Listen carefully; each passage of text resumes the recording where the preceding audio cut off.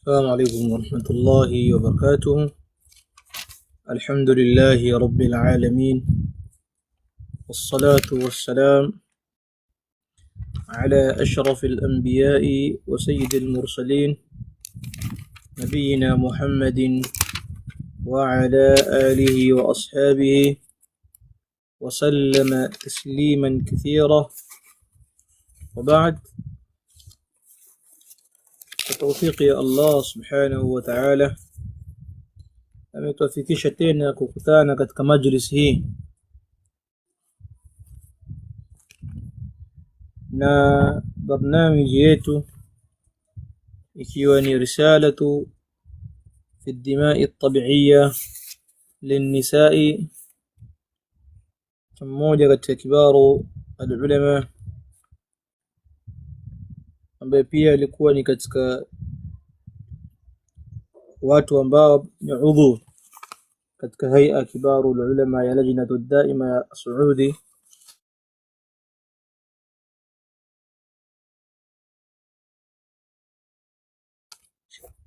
rahimahullahu ta'ala rahmatan wasi'a.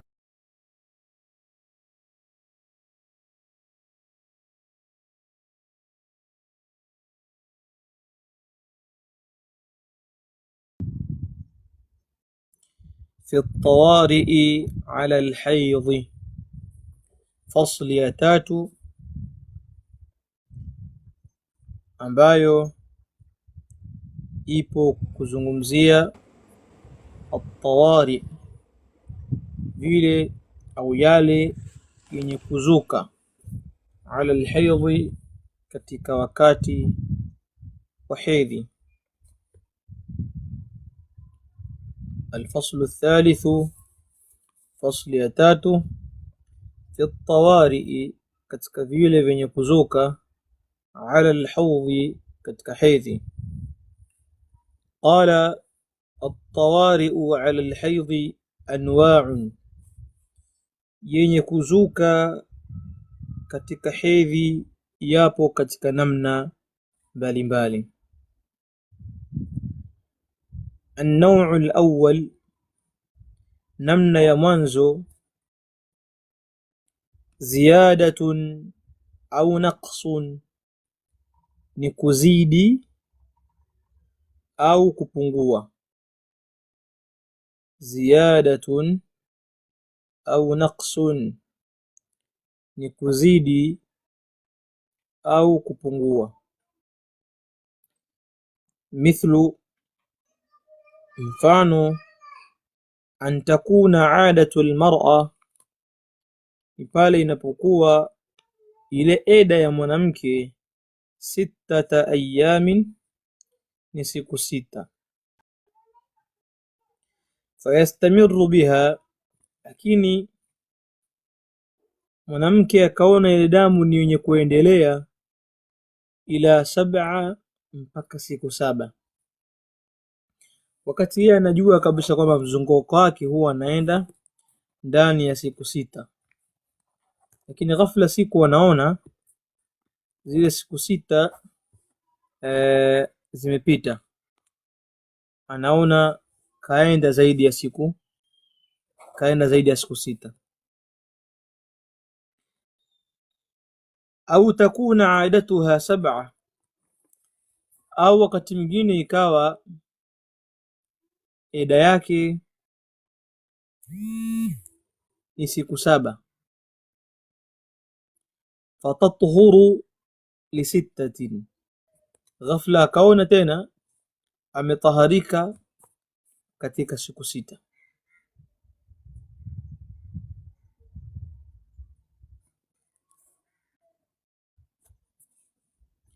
Hii ni namna ya kwanza. النوع الأول، namna ya kwanza, ziyadatun, ni kuzidi, au naqsun, au kupungua. Mithlu an takuna, mfano iwe adatul mar'a, ile eda ya mwanamke ni 6 ayamin, ni siku 6. Fayastamiru biha, lakini ikaendelea kutoka ile adamu, ile damu ikaendelea kutoka ila 7 mpaka siku 7. Au takuna adatuha, au iwe ile eda yake, yani ule mzunguko wake ni 7 ayamin, ni anakuwa katika siku zake ndani ya siku 7, lakini fatatuhuru li 6, akataharika ndani ya siku 6. Hii namna ya kwanza. النوع الثاني, namna ya pili, taqaddumun, ni kutangulia kwa hiyo hedhi, au taakhurun, au kuchelewa kwake. Mithlu, mfano, an takuna adatuha, iwe ile ada ya mwanamke, fi akhir shahri, awe anaiona ama anaingia katika mzunguko wake mwisho wa mwezi. Yani ndo desturi kwamba toka labda amebalighi, utoka pale hedhi ilivyoanza kutoka mara ya kwanza, inamtoka fi akhir shahr, mwisho wa mwezi. Ili ikifika tarehe 30 anaingia. Ndio maana paka baadhi ya watu wakaoita mshahara wa mwezi.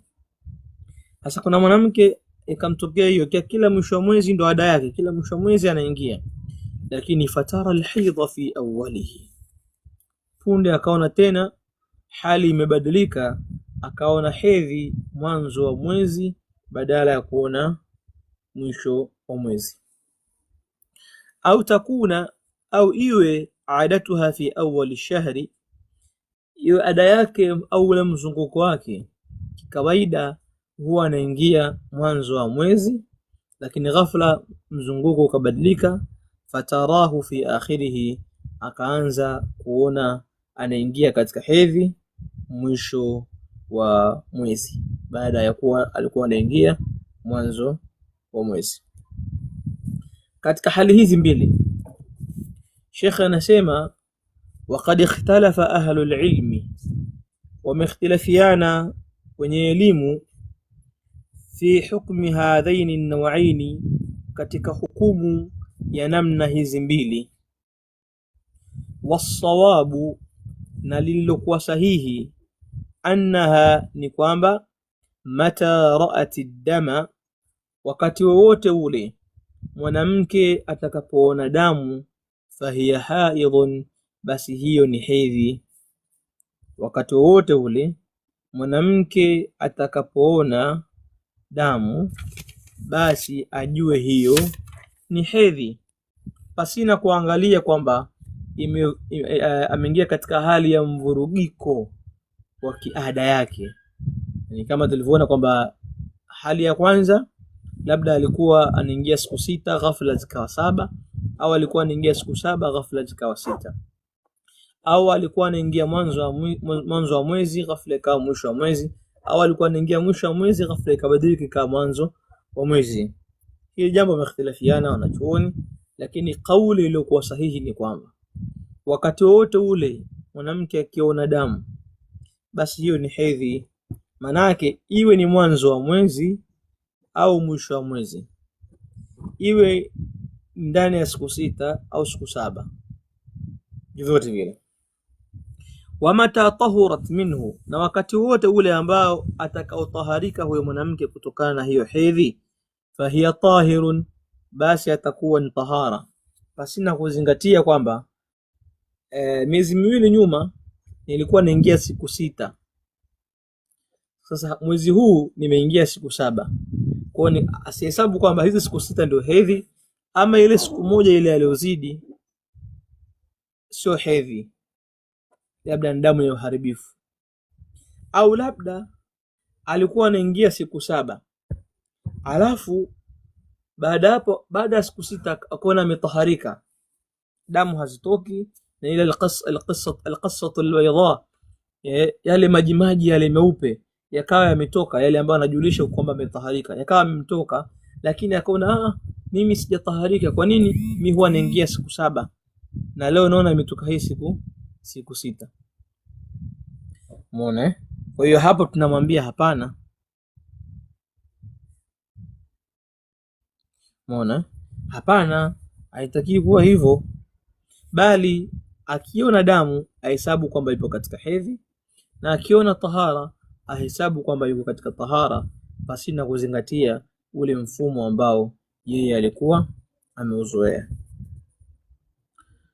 Tayib, anasema sawaun, sawa zadat an adatiha, hiyo damu iwe imezidi kutoka katika ada yake, am naqasat, ama iwe imepungua.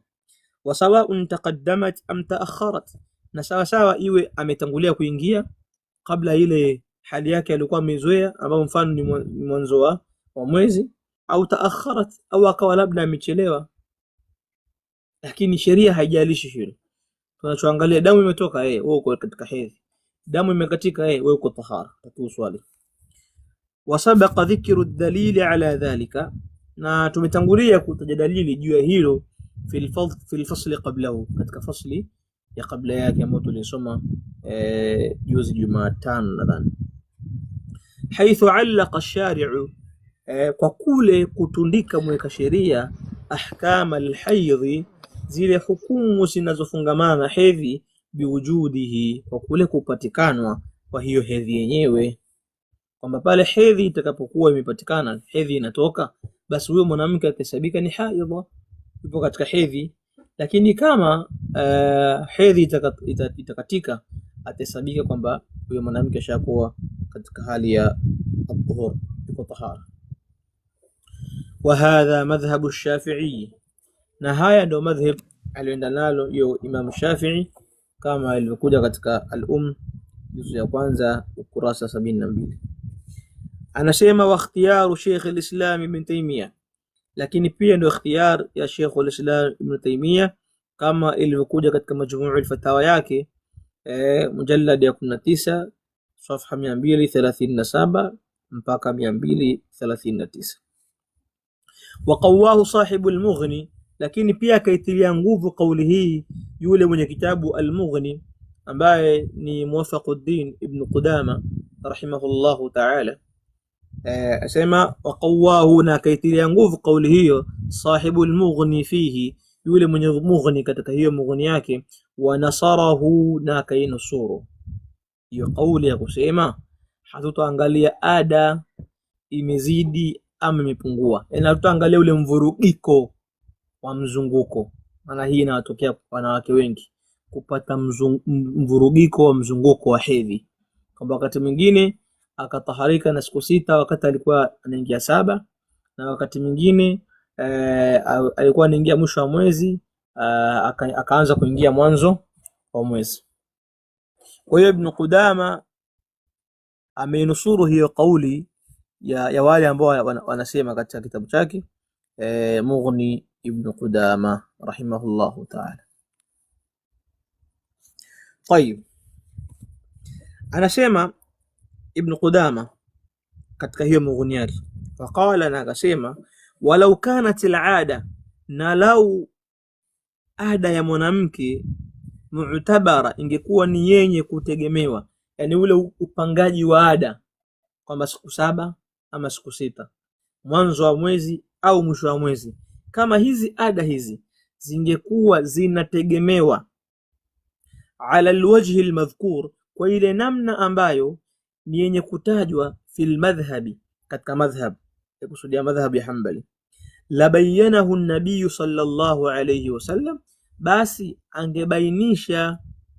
angebainisha hiyo ada Mtume sallallahu alayhi wasallam li ummatihi, kwa umma wake. Angebainisha kwamba kuna wanawake ambao watakuwa wanaingia mwanzo wa mwezi na wengine watakuwa wanaingia mwisho wa mwezi, kuna wengine watakuwa wanaingia siku 6 na kuna wengine watakuwa wanaingia siku 7. Kwa hiyo mwanamke ambaye ada yake ilikuwa ni kuingia mwisho wa mwezi akiingia mwanzo wa mwezi, hiyo sio ada. Angelisema hilo Mtume sallallahu alaihi wasallam, angeliweka wazi, angetuambia kwamba kuna wanawake watakuwa ada yao ni siku 6 ama 7. Yule wa siku 6 yule akiingia siku 7, ile siku 7 sio ada. Angetubainishia hivyo Mtume sallallahu alayhi wasallam.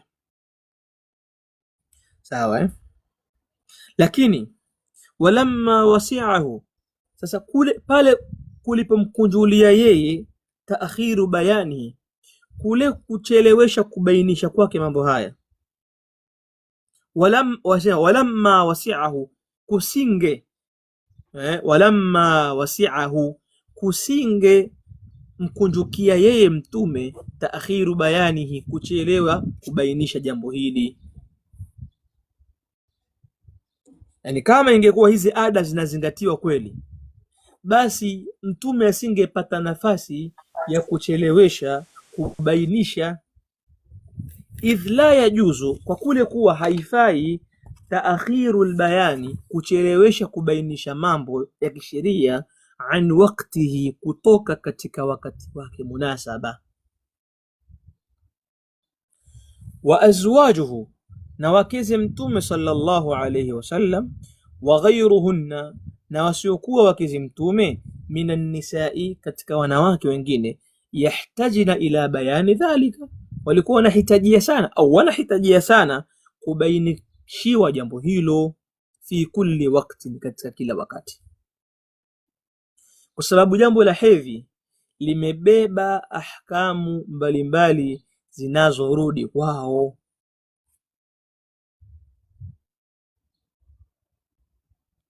Jambo la hedhi limebeba swala, hedhi imebeba funga, hedhi imebeba jimai, hedhi imebeba talaka, na hedhi imebeba masaili ya irth, masaili ya kurithi.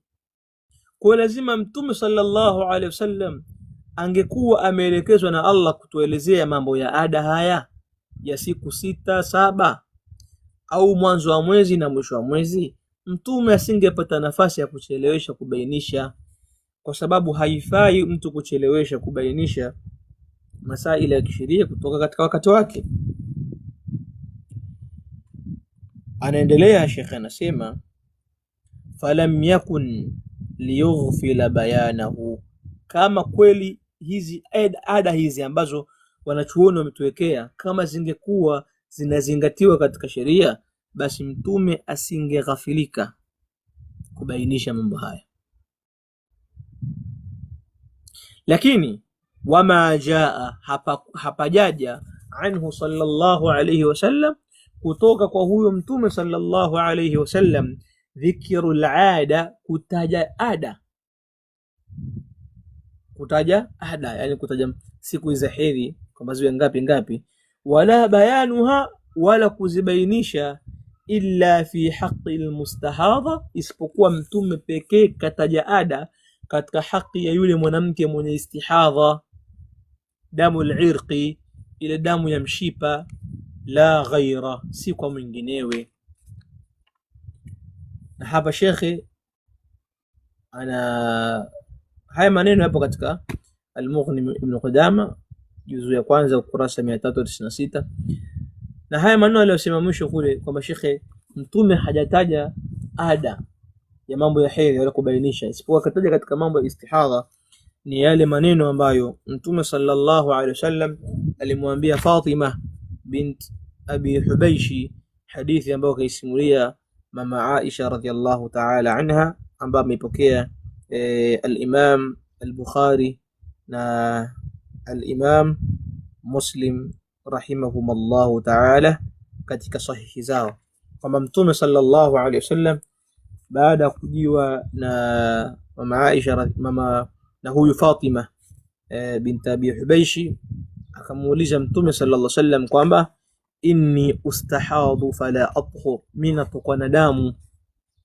na wala hiyo damu haikatiki, maana stahariki, miaka inapita damu inatoka tu, sina hata wakati wa tahara.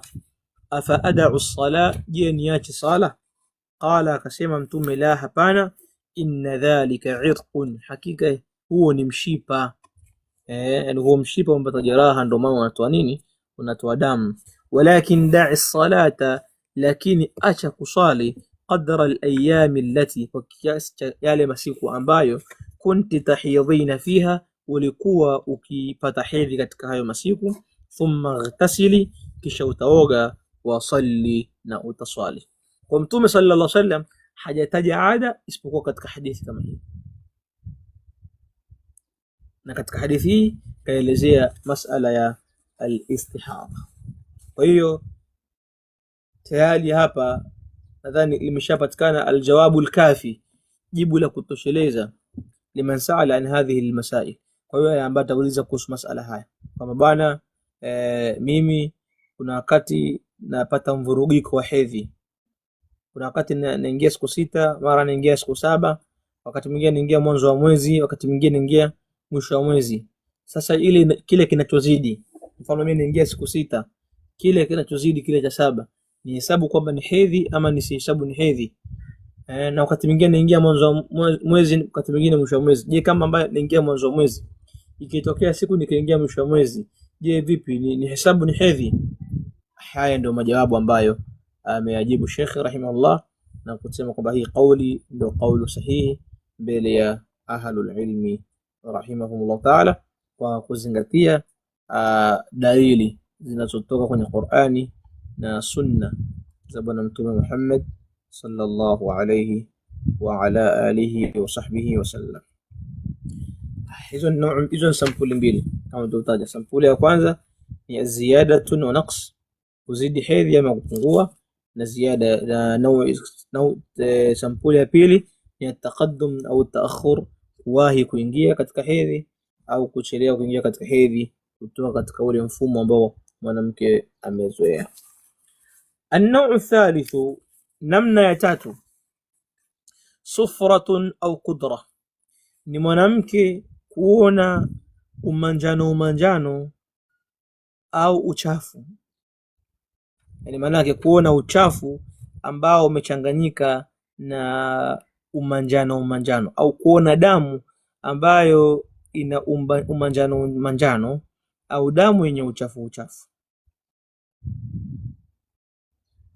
Sheikh anasema bihaithu tara, kwa namna ya mwanamke kuona adama asfara, damu yenye umanjano, kama iljuruhi, kama vile maji ya jeraha, au mutakaddira baina as-sufra was-sawad, au ambayo imechanganyika baina ya unjano na weusi, maana yake inakuwa kama damu yenyewe kwa kama chafu. Nadhani dada zetu hapa wanaelewa. Nadhani dada zetu wanaelewa kama kuna wakati katika hedhi wanaona uchafu, wanaona uchafu ima manjano ambao umechanganyika na weusi. Sasa Sheikh anasema fahadha, huu manjano au huu uchafu uliochanganyika na manjano na weusi, in kana fi athna'i alhayd, ikiwa mwanamke atauona wakati wa hedhi inaendelea, au muttasilan bihi, au ikawa ameona uchafu huu umeambatana na hiyo hedhi, kabla tuhuri, kabla ya mwanamke huyo kutaharika, fahuwa haidhun, bado huyo mwanamke anahesabika yupo katika hedhi. Nuthbitu lahu ahkam alhaidhi, na tutathibitisha kwake yeye zile hukumu mbalimbali zinazofungamana na hiyo hedhi. Kama mwanamke ataona ila sufra, ule umanjano, wal qudra, na ule uchafu, yani maana yake ni maka au unjano ambao upo kama maji ya jeraha, au ambao umechanganyika baina ya unjano na weusi. Almuhim ni uchafu ambao umechanganyika na umanjano. Kama ataona hali hiyo mwanamke katika wakati wa hedhi, yani hedhi inaendelea na akawa na uchafu umetoka, au uchafu ukatoka pamoja na hedhi kabla ya kutaharika, basi tutamhesabu mwanamke huyo kama bado yupo katika hedhi na panathibitisha kwake zile ahkam za hedhi.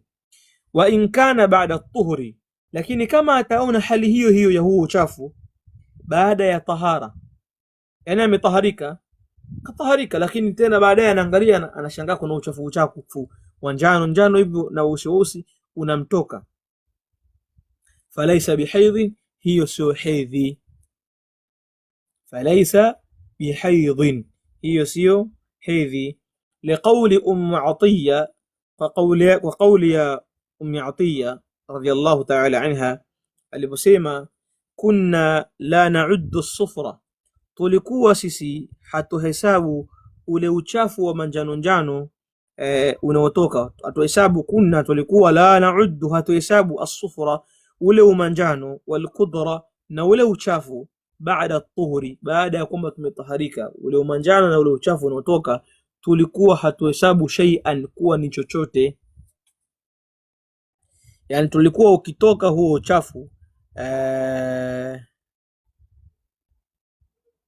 asijani akaona kwamba au labda hedhi sijamaliza, mwanamke akapata mashaka. Na yeye wakati mwingine wanawake huuliza kwamba bana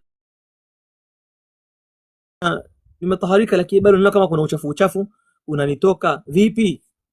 Tunamjibu kwamba kama huo uchafu utakuwa umekutoka wakati ambao tayari umetaharika, huo uchafu tunahesabu kwamba la shay, si kitu, si kitu. Wewe fanya mambo yako, endelea kuswali, funga na mambo mengine. Lakini kama uchafu huo na umanjano huo utakutoka katika hali ya hedhi, yani ukiwa hedhi inaendelea kutoka au vikaa vimekutana vimeungana na hedhi, basi tunakwambia bana huu uchafu pia ni katika hiyo hedhi. Dalili hadithi ya kwanza ni hiyo ya Atiyya radhiyallahu ta'ala anha aliposema kunna la na'uddu, tulikuwa sisi hatuhesabu as-sufra, ule umanjano, wal qudra, na ule uchafu, baada at-tuhri, baada ya tahara, shay'a, tulikuwa hatuhesabu kama chochote. Hadithi imepokea Abu Daudi kwa sanadi iliyokuwa sahihi. Warawahu aidan, na pia ameipokea hiyo Imamu al-Bukhari biduni qawliha, fasina qawli yake, baada at-tuhri, baada ya tahara. Lakini Imamu al-Bukhari tarjama lahu biqawlihi, al-tarjam haya maneno kwa kauli yake, babu, mlango unaelezea as-sufratu wal qudra, mwanamke kutoka na umanjano na uchafu, fi ghairi ayami al-hayd, katika yasiyokuwa masiku yake ya hedhi. Qala fi sharhihi, akasema katika sharhi yake, yani sharhi ya Sahih al-Bukhari ambao ni Fathul Bari ya Ibn Hajar al-Asqalani rahimahullahu ta'ala, anasema ukiangalia katika kitabu al-Bukhari, katika Sahih al-Bukhari ameandika pale kitabu al-hayd, babu as-sufra wal qudra fi ghairi ayami al-hayd, ambayo kwenye Sahih al-Bukhari iko ukurasa 366. Tayib, anasema katika sharh ya Bukhari Fathul Bari, yushiru bidhalika, anaashiria kwa hilo Imamu al-Bukhari, ila al-jam'i, katika kukusanya, baina hadithi Aisha al-mutaqaddim, iliyotangulia. Tutaiona hadithi hiyo ya mama Aisha anayokusudia hapa Sheikh, iliyotangulia, fi qawliha, katika kauli yake mama Aisha aliposema kuambia wale wanawake, hatta taraina al-qassata al-bayda, mpaka mtakapokiona kipande cheupe. Zamani hadithi imekuja kwamba wanawake zama za Mtume sallallahu alayhi wasallam walikuwa wanachukua, kuna chombo cha Kiarabu wanakiita ad-durja, walikuwa wanakichukua na wanakiweka na pamba, alafu wanaingia sehemu zao za siri kuangalia kama hedhi imekatika, imekata. Kwa wataingiza ile sehemu, afu ataangalia kwamba itatoka na nini. Kwa wakati mwingine ikatoka na manjano, ikatoka na uchafu. Kwa mama Aisha radhiallahu ta'ala akawaambia, la ta'jalan, msifanye haraka, la ta'jalanna, msifanye haraka, hatta taraina alqassata albayda, nyinyi endeleeni kuwa katika hedhi mpaka pale mtakapoona kile kipande cheupe.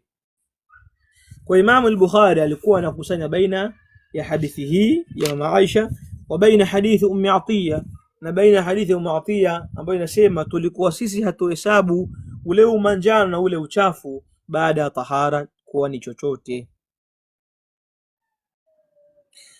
Bianna dhalika, kwamba hilo ya hadithi Aisha, kwamba hadithi ya mama Aisha mahmulun, maana yake inabeba kwamba idha ra'at sufra, pale mwanamke atakapoona unjano, wal qudra, na ule uchafu, fi ayami alhaydhi, katika yale masiku yake ya hedhi. Yani pale mwanamke akiwa katika hedhi, labda kwa siku yake ya pili ama tatu, bado damu zinatoka, lakini akaona zile damu zimetoka na umanjano ama uchafu, basi hiyo ni hedhi, hiyo ni hedhi. Wa amma fi ghairiha, lakini kama alivyosema mama Aisha kwamba hata taraina alqassata albayda, lakini kama ataona huo manjano au huo uchafu fi ghairiha, katika yale masiku ambayo si ya hedhi, fa ala ma qalat Atiyya, itakuwa huo njano na uchafu utakuwa katika hukumu ya yale aliyosema Atiyya kwamba hawakuwa kihesabu ni chochote, hawakuwa kihesabu kuwa ni chochote. Kwa hiyo mwanamke atajitaharisha na atafanya mambo yake, wala hatogeukia kuangalia hiyo damu hatageuka kuangalia huo manjano wala huo uchafu. Wa hadithu Aisha, na hadithi ya mama Aisha, alladhi ashara ilayhi, ambayo ameiashiria Imam al-Bukhari, huwa ma allaqahu al-Bukhari jaziman bihi, ni ile ambayo ameitundika Imam al-Bukhari kwa kukata, qabla hadha al-bab, kabla ya mlango, anna an-nisaa, ya kwamba wanawake, kunna, walikuwa, yab'athna ilaiha, walikuwa wakituma kwake mama Aisha, bidurja. Durja ni kama chombo, ni shay'un tahtashi bihi almar'a lita'rifa hal baqiya min athari alhayd shay, ni chombo ambacho alikuwa wanakitumia wanawake kuangalia kwamba ili wajue kwamba kumebakia katika athari ya hedhi chochote. Kama sasa hivi sijui mnatumia nini, sijui ndio pedi. Sasa hivi anatumia pedi, na kama akachukua pedi akaingiza pedi yake afu akatoa akaangalia kwamba bado nipo katika hedhi ama nishataharika. Fiha alqursuf, na katika hicho chombo ndani yake kuna pamba. Alqursuf maana yake ni alqutn, pamba. Kwa kama ikitoka ikiwa fihi sufra au alqudra, kuna wengine kwa sasa ni hedhi ama nini, kwa walikuwa wanapeleka hiyo. Na sasa hivi nadhani wanawake wanafanya, lakini wanatumia zile nini, wanatumia zile pedi. Mama Aisha akawaambia, la ta'jalan, msifanye haraka, hatta taraina alqassata albayda, mpaka muone kipande cheupe. Walqassatu albayda, na kipande cheupe anakusudia hapa ni maun abyadu, ni yale maji meupe ambayo yanafanania na manii, yadfa'uhu arrahimu, ambayo huwa inasukumwa na kizazi, inda qita'i alhaydhi, wakati hedhi inapokuwa inakatika, wakati hedhi inapokuwa inakatika. Kwa hiyo ndio sampuli ya namna ya tatu, pale mwanamke atakapokuwa anaona uchafu au damu imetoka ina umanjano. Wakati mwingine dada zetu wanapata tabu, wanajiuliza mara mbili, sasa hapa nipo katika hedhi ama nimetaharika? Yani hayaelewi. Kwa inshallah nadhani watakuwa wamepata aljawabu alkafi, jibu lenye kutosheleza. طيب النوع الرابع، sampuli ya nne, taqattu'un fil haydhi, ni kule kukatika katika hedhi, katika hedhi, bihaithu tara yawman dama, kwa kule mwanamke kuwa leo ameona damu, wa yawman naqa, afkesho anaona ametaharika. Leo anajiona kama damu inatoka, kesho haitoki, kesho inatoka, kesho haitoki, wanahwi dhalik, na mfano wa hili. Haya mambo ambayo yote wanapitia dada zetu. Fahadhani halani, hizi hali mbili. Alhalu alula, hali ya kwanza, an yakuna hadha ma'a al-untha daima, yakuna ni iwe hii hali ma'a al-untha daiman kulla waqtiha, iwe hali hii ya damu kukatika leo, kesho uko tahara, kesho inarudi, kesho uko tahara, kesho inarudi. Iwe damu hii ni jambo ambalo unaliona maisha yako yote, yani si kwamba labda limetokea ndani ya mwezi mmoja. Ni mfumo wako ni uko hivyo. Fahadha damu istihadha, hii itakuwa ni damu ya istihadha. Yathbutu liman tarahu hukmu almustahadha, ambaye atakayeona mfumo huo basi patathibiti kwake zile ahkamu za mustahidha au mustahadha, zile hukumu za mwanamke ambaye ana tatizo la istihadha. Yule mwanamke ambaye ana tatizo kwamba leo yupo katika hedhi, kesho kataharika, kesho kaingia, kesho kataharika, kesho kaingia, kesho kataharika. Ikiwa tatizo hili lina muendelezo, sio mara moja moja, bali ni jambo ambalo lina muendelezo, lenye kudumu kwako, basi mwanamke huyu ajue kwamba tatizo hilo ambalo anayo yeye ni istihadha, sio alhayd.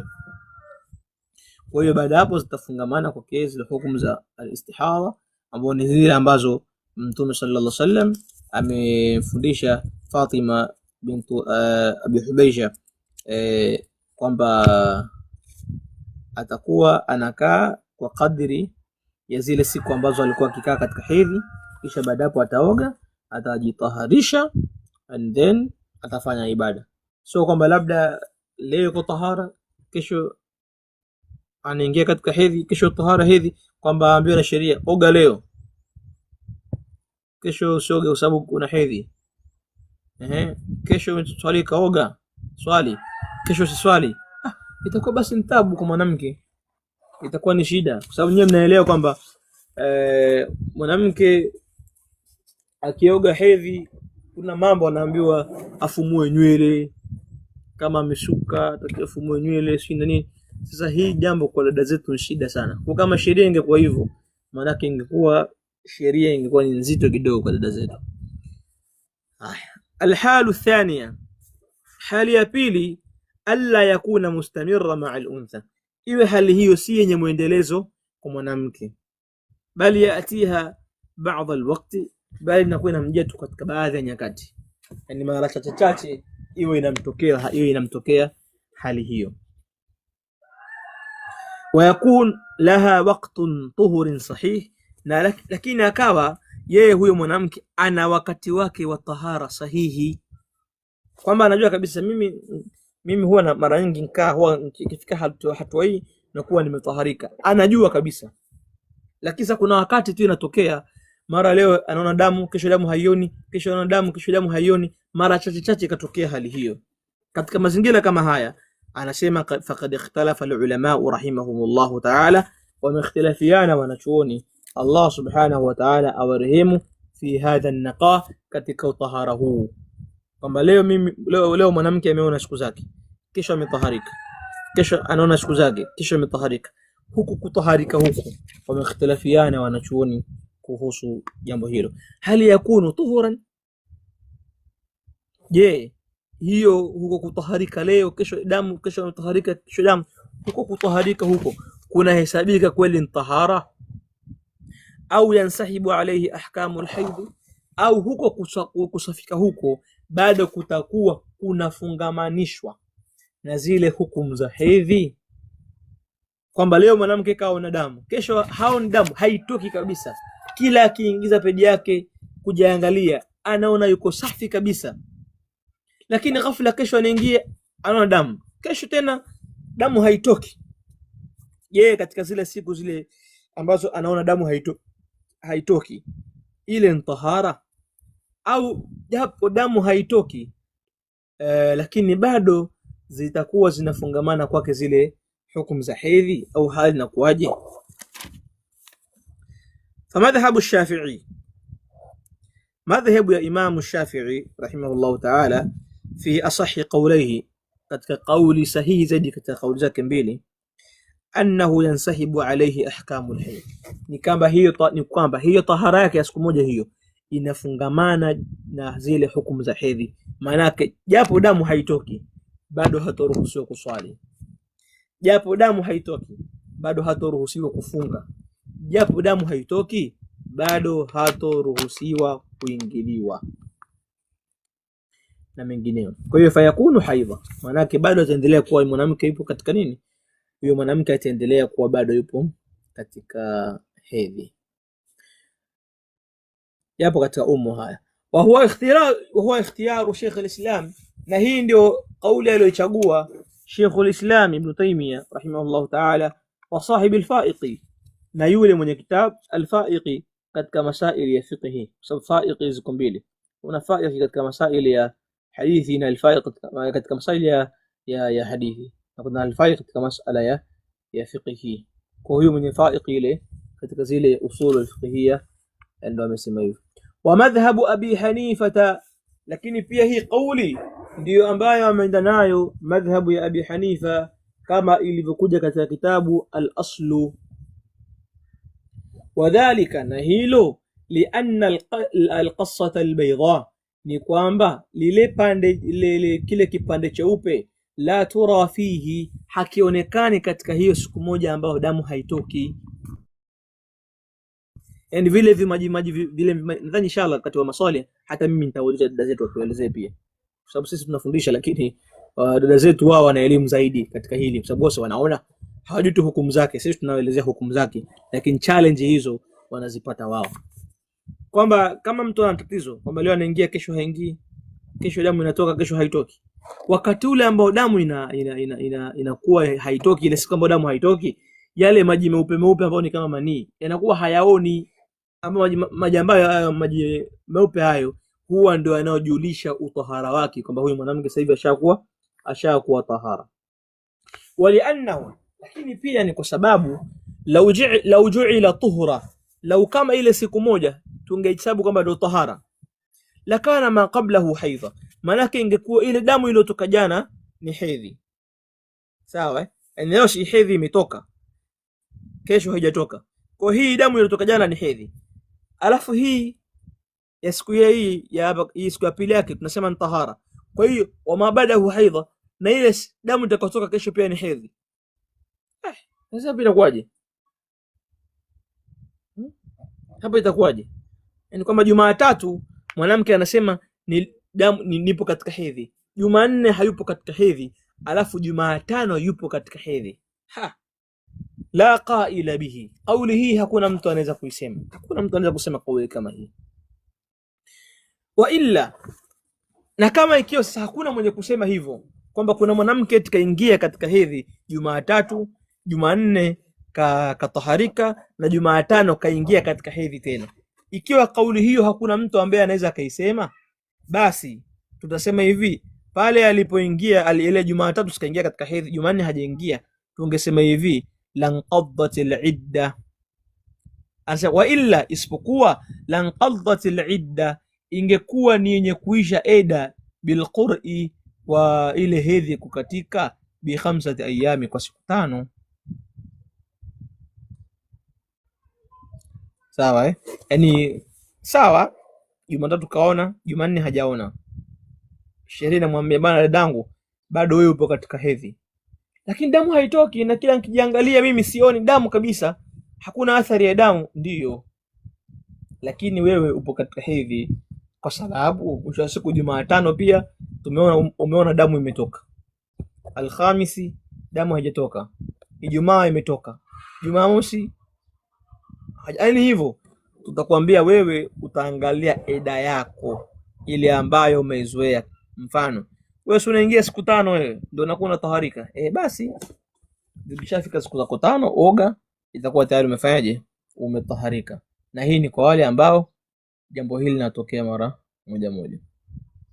Waliannahu, na hii kwa sababu lau ju'ila tuhura, lau ile siku moja ile ambayo damu hajatoka ingefanywa kuwa ametaharika, la hasala bihi harajun, kungepatikana kwa huyo mwanamke tabu, wa mashaqqa, na shida, bil ightisali, katika ile hali ya kuoga, wa ghairihi, na shida nyingine, kila yaumen, kwa kila siku mbili, kwamba leo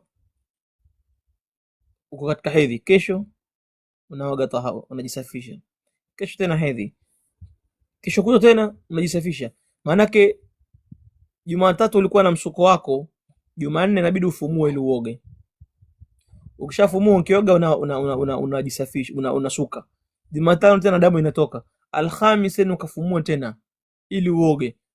Ya Rabbi, basi ingekuwa dini ni ngumu sana kwa dada zetu, dini ingekuwa ni ngumu. Wal haraju, na uzito katika dini, muntafin, ni wenye kukanushwa, fi hadhihi sharia, katika sheria yetu hii ya Kiislamu. Walillahi alhamdu. Sheria yetu ya Kiislamu Allah ametuondoshea uzito pale aliposema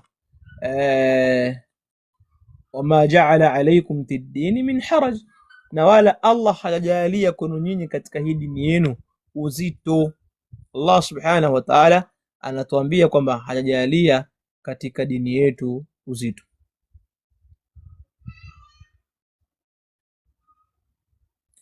Waqala fi al-Mughni, na amesema Ibn Qudama katika Mughni, yatawajjahu anna inqitaa ad-dami, yatawajjahu maana yake inaelekezwa kwamba kule kukatika damu, mata naqasa anil yawm, pale itakapopungua kutoka siku moja, falaysa bituhurin, hiyo sio tahara. Yani maana yake yule mtu ambaye labda tusome maneno afu tupata maana yake kabisa.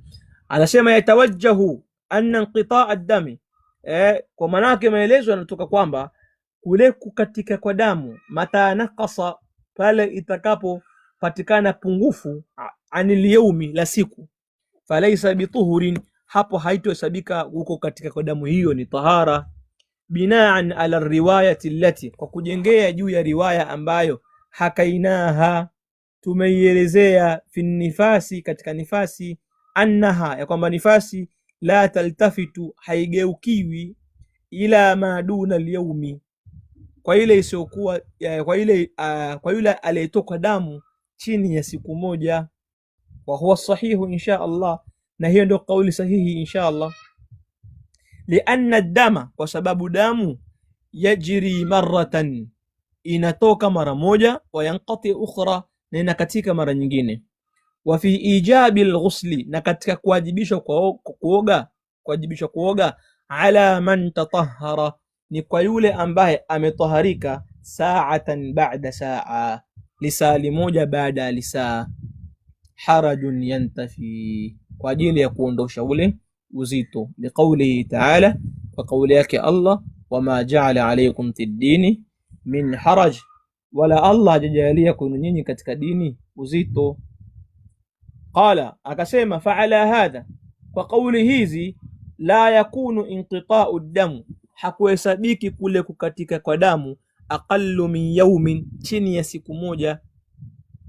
Fa'ala hadha, kwa kauli hii, la yakunu, hakuwi, inqita'u ad-dami, kukatika kwa damu, aqallu min yawmin, chini ya siku moja, tuhura, kuwa ni tahara, illa, isipokuwa, antara, aone huyo mwanamke, ma yadullu alayhi, kile chenye kujulishwa juu yake, mithlu an yakuna, mfano iwe, inqita'u, kule kukatika kwake hiyo damu, fi akhir adatiha, ni katika mwisho wa ada yake. Yani mathalan, ameingia Jumatatu, Jumanne, Jumatano, Alhamis, Ijumaa, huwa anaingia siku 5. Ijumaa hiyo damu ikawa imekatika kwa wakati fulani, baadaye karudi, baadaye ikakatika tena. Sasa mwanamke akawa na mashaka kwamba ilikatika kwa muda fulani zaidi ya masaa 4 au 5, damu haitoki kabisa. Nikahisi labda nimetaharika, nimeenda kuoga, natoka tena, nashangaa damu inatoka, labda itaendelea. Lakini hiyo ni katika ile siku yake ya kutaharika. Kwa kama baadaye tena ikakatika, ile siku ya 6, tutamwambia wewe una haki ya kuoga, kwa sababu tatizo lako limetokea katika ile siku ambayo ni siku yako ya kumaliza ada yako uliyokuwa ambao unaijua wewe. Lakini kama itaendelea kutoka siku ya 6, tutarudi katika msingi wa kwanza kwamba ataendelea kuwa katika hedhi. Au labda aone qassat albayda, aone kile kipande cheupe, aenda amekaa katika hedhi siku 2 au hata siku 1, kama amekaa Jumatatu nzima damu inatoka, lakini ghafla Jumanne haitoki damu, na akaenda kujiangalia, anaona yale maji meupe yale ambayo kama manii yanatoka, basi atakuwa ametaharika, ataoga na ataendelea na ibada kama kawaida. Kwa hiyo fayakunu qawli sahibi al-Mughni, inakuwa kauli ya huyu Sheikh Ibn Qudama katika Mughni yake, wasatan, ipo katikati, ipo katikati, baina al-qawlain, baina ya kauli mbili. Wallahu a'lam, na Allah ni mjuzi zaidi. An-naw' al-khamis, na namna ya 5, jifafun fi dami bihaythu tara al-untha. Jifafu fi dam manake ni pale mwanamke anapoona mujarrada rutubati, anapoona yani damu inatoka kama majimaji, damu inatoka kama majimaji. Fahadha in kana fi athna'i al-haydh, hili tatizo hili la mwanamke kwamba yupo katika hedhi, yupo akaanza kuona yani damu inatoka kama majimaji. In kana fi athna'i al-haydh, ikiwa hali hiyo itatokea katikati ya hedhi, yani wakati hedhi inaendelea kumtoka, au muttasila bihi, au hayo majimaji ambayo yamechanganyika na damu yakitoka pamoja na hiyo hedhi, kabla tuhuri, kabla kutaharika, fahadha haidhun, hiyo ni hedhi. Wa in kana ba'da tuhur, na kama majimaji hayo yatatoka baada ya mwanamke kutaharika, falaysa bihaidhin, basi majimaji hayo hayatahesabika kuwa ni hedhi. Lianna ghayata halihi, kwa sababu ukomo wa hali yake, an yalhaqa bisufra walqudra, ni kule kutoka kwa kupatikana kwa umanjano na uchafu. Wa hadha hukmuha, na hiyo ni hukumu yake. Kama mwanamke ataona pia maji ambayo yamechanganyika na damu kama majimaji, kama hali hiyo itamtokea akiwa katika hedhi, katika siku zake, basi tunamhesabu kwamba yupo katika hedhi. Lakini kama hiyo hali itamtokea baada ya kuwa ameshataharika, basi asivurugwe na hayo majimaji ambayo yamechanganyika na damu. Ni hali ya kawaida, atajitaharisha na ataendelea na zile ibada ambazo alikuwa amezuiliwa na sheria kufanya. Wallahu ta'ala a'la wa a'lam. Nadhani inshallah kwa leo tutakomea hapa, walhamdulillahi rabbil alamin.